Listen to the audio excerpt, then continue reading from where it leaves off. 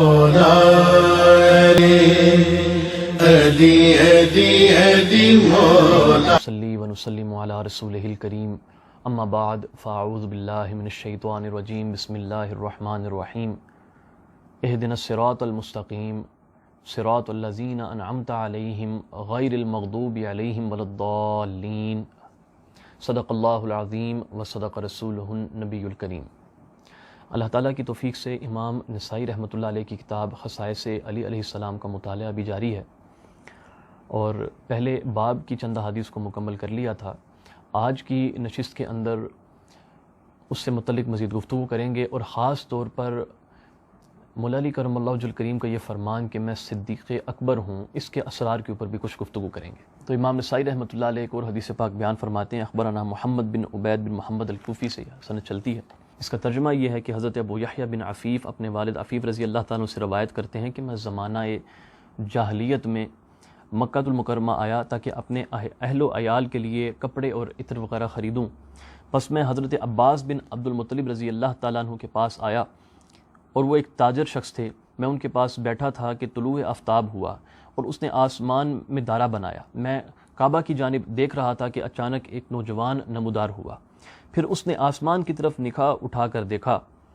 پھر اس نے قبلہ رو ہو کر قیام کیا۔ پھر تھوڑی دیر بعد ایک بچہ آیا تو وہ اس کے دائیں جانب کھڑا ہو گیا۔ پھر تھوڑی دیر بعد ایک خاتون آئیں، وہ ان دونوں کے پیچھے کھڑی ہو گئیں۔ پھر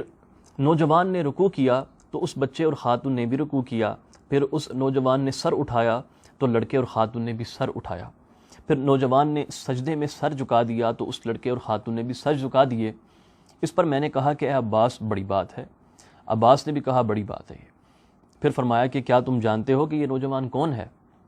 میں نے کہا نہیں۔ بتایا کہ یہ محمد بن عبداللہ بن عبد المطلب ہے، یہ میرا بھتیجا ہے۔ پھر پوچھا کیا تم جانتے ہو کہ یہ بچہ کون ہے؟ میں نے کہا نہیں۔ فرمایا یہ علی بن ابی طالب بن عبد المطلب ہے، یہ میرا بھتیجا ہے۔ پھر پوچھا کیا تم جانتے ہو کہ یہ خاتون کون ہے؟ تو میں نے کہا نہیں۔ فرمایا کہ یہ خدیجہ بنت خویلد ہیں، یہ میرے اس بھتیجے کی زوجہ ہیں۔ میرے اس بھتیجے نے مجھے بتایا ہے کہ اس کا رب وہ ہے جو زمین و آسمان کا رب ہے، اسی نے اس کو اس دین کا حکم دیا ہے جس پر یہ قائم ہے۔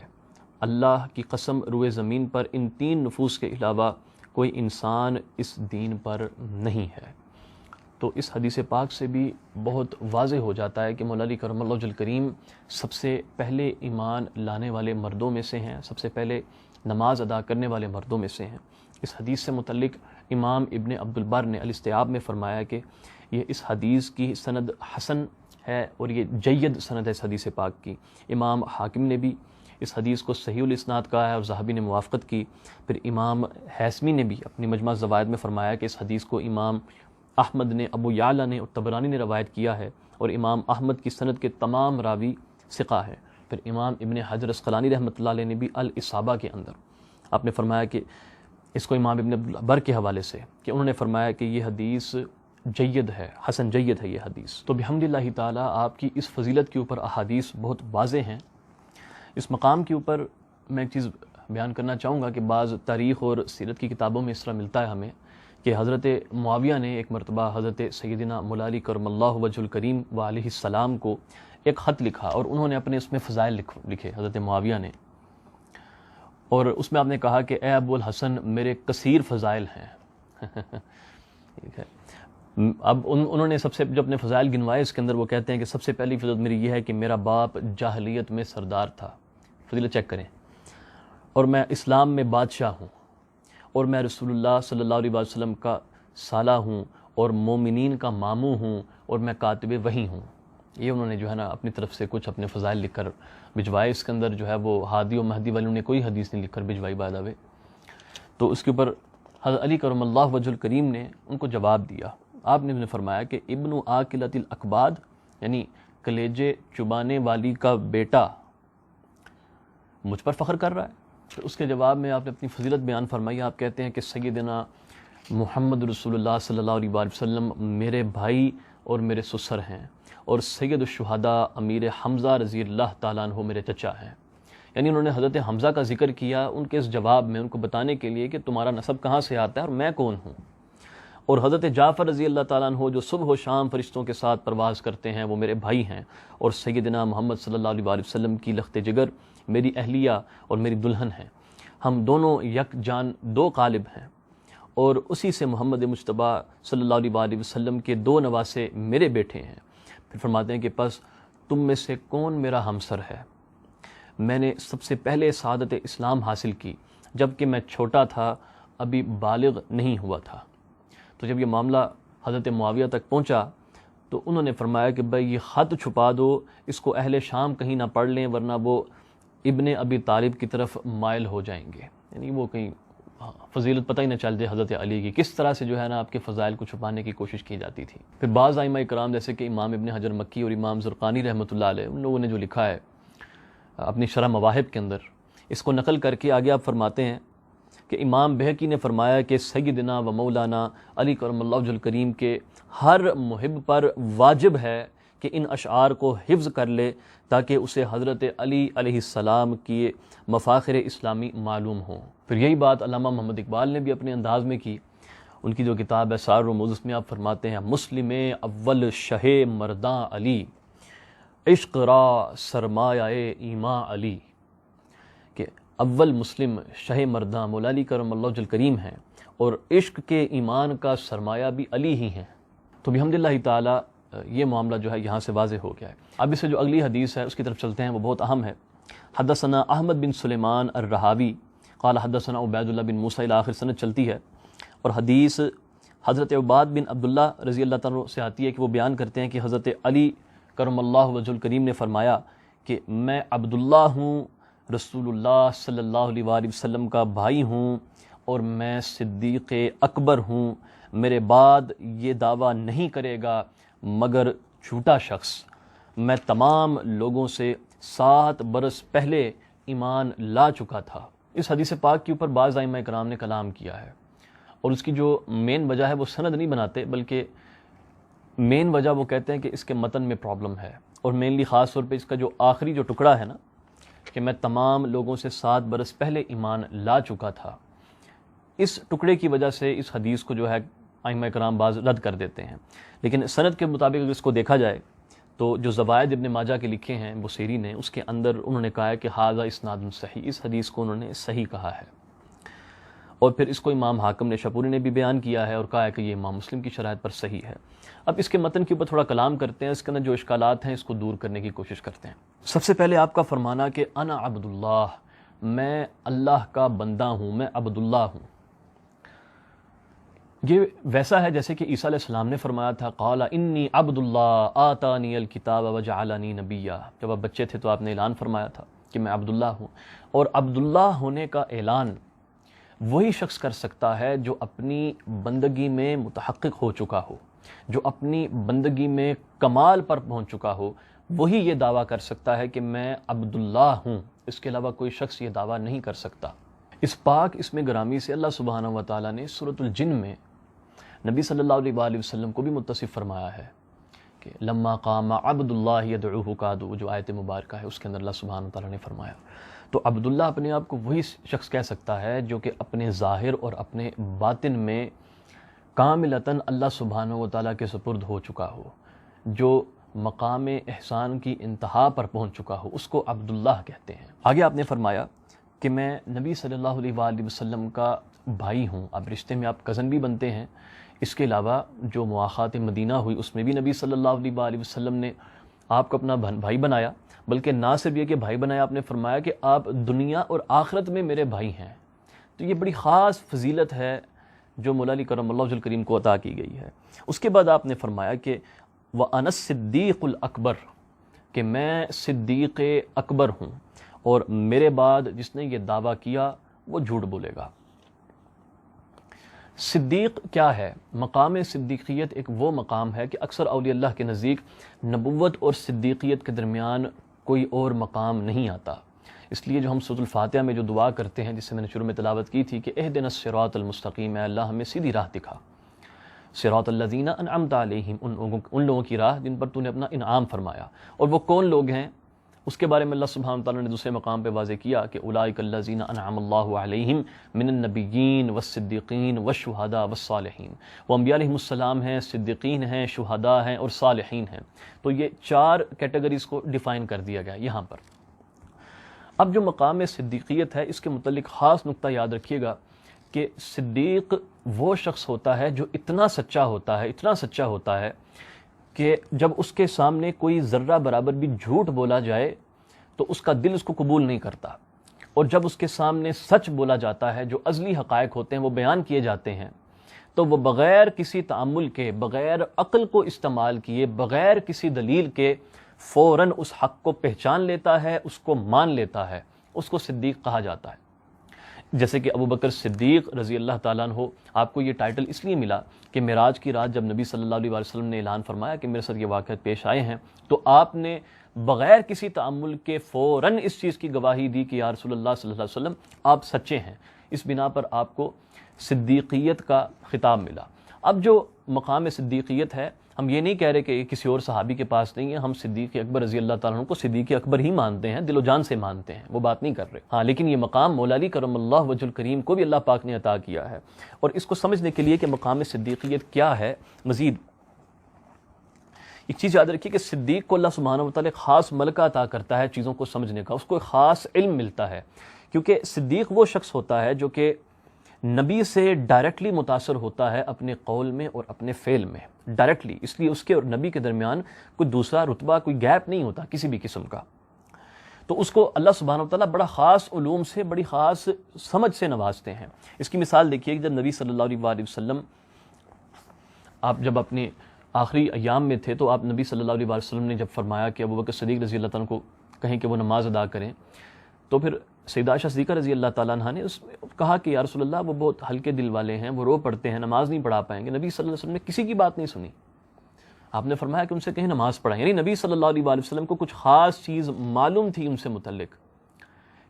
کہ جو مقام صدیقیت ہے اس سے بڑا کھل کے سامنے آ جاتا ہے۔ پھر جب نبی صلی اللہ علیہ وسلم کا وصال مبارک ہوتا ہے تو تمام لوگ جو ہیں وہ ابھی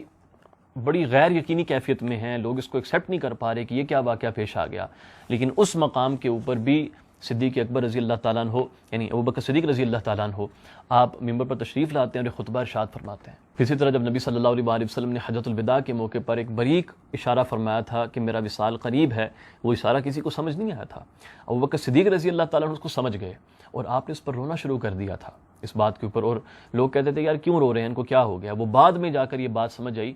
کہ وہ معاملہ کیا ہے۔ تو جو صدیق ہوتے ہیں اللہ سبحانہ وتعالیٰ ان کو بڑے خاص مقامات سے نوازتا ہے، ان کی زبان سے جو نکلتا ہے نا وہ بات سچ ہوتی ہے، وہ اتنا سچ بولتے ہیں کہ ان کی زبان سے سچ کے سوا کچھ نکلتا نہیں ہے۔ اب یہی دعویٰ مولا علی کرم اللہ وجہ الکریم نے کیا ہے مقام صدیقیت کا، اور آپ نے فرمایا کہ میرے بعد کوئی اگر اس درجے کا دعویٰ کرے گا، جس درجے پہ میں پہنچ چکا ہوں، وہ جھوٹ بولتا ہے۔ تو جو مقام صدیقیت ہے یہ در حقیقت اس کا تعلق نبی کے علم کے ساتھ ہے کہ وہ نبی کے علم سے اتنا زیادہ فیضیاب ہو جاتا ہے، اور نبی کا علم کیا ہے؟ قرآن اور حکمت اور وہ تزکیہ نفس جو نبی صلی اللہ علیہ وسلم نے عطا کیا، اس میں ایسا کمال حاصل کر لیتا ہے کہ اس کی زبان سے جو نکلتا ہے وہ سچ ہوتا ہے، اور وہ قرآن کے رنگ میں بالکل رنگا جاتا ہے، جس طرح نبی صلی اللہ علیہ وسلم رنگے گئے تھے۔ سیدہ عائشہ صدیقہ رضی اللہ تعالیٰ فرماتی ہیں نبی صلی اللہ علیہ وسلم کے بارے میں کہ کان خلق القرآن، نبی صلی اللہ علیہ وسلم کا اخلاق قرآن تھا، یعنی آپ چلتے پھرتے قرآن تھے۔ آپ پوچھتے ہو کہ اخلاق کیا ہے؟ آپ تو چلتے پھرتے قرآن تھے، آپ قرآن کی ایک زندہ مینیفیسٹیشن تھے ایک ہیومن فارم کے اندر، اور یہی چیز پھر مولا علی کرم اللہ وجہ الکریم کو بھی عطا کی گئی کہ آپ قرآن کا ایسا گہرا علم رکھتے تھے کہ جو کسی کو پھر آپ کے بعد جو ہے وہ نصیب ہی نہیں ہوا۔ جیسے کہ اس کو امام ابن ابی شیبہ اپنی مصنف میں روایت کرتے ہیں اس روایت کو کہ آپ نے فرمایا سلونی فإنکم لا تسألونی عن شیء فیما بینکم وبین الساعہ ولا عن فئة تہدی مئة وتضل مئة الا حدثتکم۔ آپ نے فرمایا کہ تم مجھ سے پوچھ لو جو کچھ بھی پوچھنا چاہتے ہو، تم مجھ سے اپنے دور سے لے کر روز قیامت تک کی جس شے کے بارے میں بھی سوال کرو گے میں تمہیں ضرور اس کے متعلق بتاؤں گا، آگاہ کروں گا۔ اور پھر آپ نے فرمایا کہ اسی طرح اگر تم مجھ سے اس فتنے کے بارے میں سوال کرو گے جو سینکڑوں لوگوں کو ہدایت کے راستے پر لائے گا اور جو سینکڑوں کو گمراہ کر دے گا، میں تمہیں اس کے بارے میں بھی ضرور بتاؤں گا۔ اور یہاں تک کہ بعض روایات میں یہ بھی آتا ہے، اس کو ابن سعد وغیرہ نے روایت کیا، اپنے آپ فرماتے تھے کہ سلونی عن کتاب اللہ فإنہ لیس من آیۃ الا وقد عرفت بلیل نزلت ام بنہار، یعنی آپ فرماتے تھے کہ مجھ سے اللہ کی کتاب کے بارے میں کوئی بھی سوال کر لو، کوئی ایک آیت بھی ایسی نہیں ہے قرآن کی جس کے بارے میں مجھے علم نہ ہو کہ آیا وہ رات کو نازل ہوئی یا دن کو میدان میں نازل ہوئی یا پہاڑ پر۔ اس کے متعلق انشاءاللہ جب آپ کی شان علمیت پہ گفتگو کریں گے تب ہم تفصیل سے ان مزید احادیث کو اور دلائل کو لے کر آئیں گے، لیکن ابھی صرف یہ بتانا مقصود ہے کہ جو شان صدیقیت ہے اس کا ایک تعلق قرآن کے علم کے ساتھ ہوتا ہے جو کہ نبی صلی اللہ علیہ وسلم عطا کرتے ہیں۔ وہ آدمی چلتا پھرتا قرآن بن جاتا ہے، اس لیے نبی صلی اللہ علیہ وسلم نے فرمایا، مولا علی کرم اللہ وجہ الکریم کے بارے میں ہی فرمایا، کفار کو فرمایا کہ اللہ تمہارے اوپر ایک ایسا شخص مسلط کرے گا جو قرآن کی تعویل سے متعلق تمہارے اوپر قتال کرے گا، تم پر رحم نہیں کرے گا۔ اور یہ چیز پھر بعد میں دیکھی ہم لوگوں نے کہ کیا معاملے پیش آئے۔ اب آپ کی شان صدیقیت کے اوپر ایک اور لطیف نقطہ بیان کرتے ہیں۔ اللہ سبحانہ و تعالیٰ نے قرآن مجید میں فرمایا ہے وَكُونُوا مَعَ الصَّادِقِينَ، جو صادق ہیں، سچے ہیں،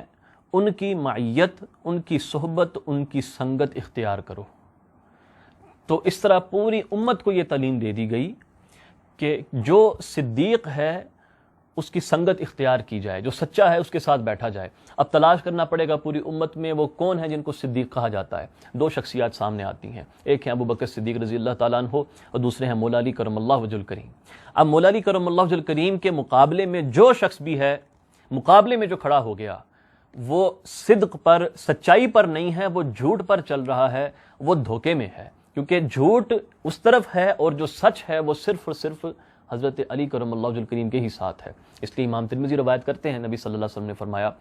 کہ حق اسی طرف ہے جس طرف علی کا رخ ہے۔ اس کو اپوزٹ نہیں فرمایا، یہ نہیں کہا کہ جہاں پر حق ہوتا ہے علی وہاں جاتا ہے، نہیں، علی جہاں جاتا ہے حق وہاں پر اس کے پیچھے ہوتا ہے۔ تو اس سے جو آپ کا مقام ہے اور آپ کی جو حجیت ہے امت کے اوپر وہ بڑی کھل کے سامنے آ جاتی ہے۔ تو آپ نے فرمایا کہ میں صدیق اکبر ہوں۔ اب جو حدیث پاک کا جو آخری ٹکڑا تھا جس میں آپ نے یہ ارشاد فرمایا کہ میں تمام لوگوں سے 7 برس پہلے ایمان لا چکا تھا،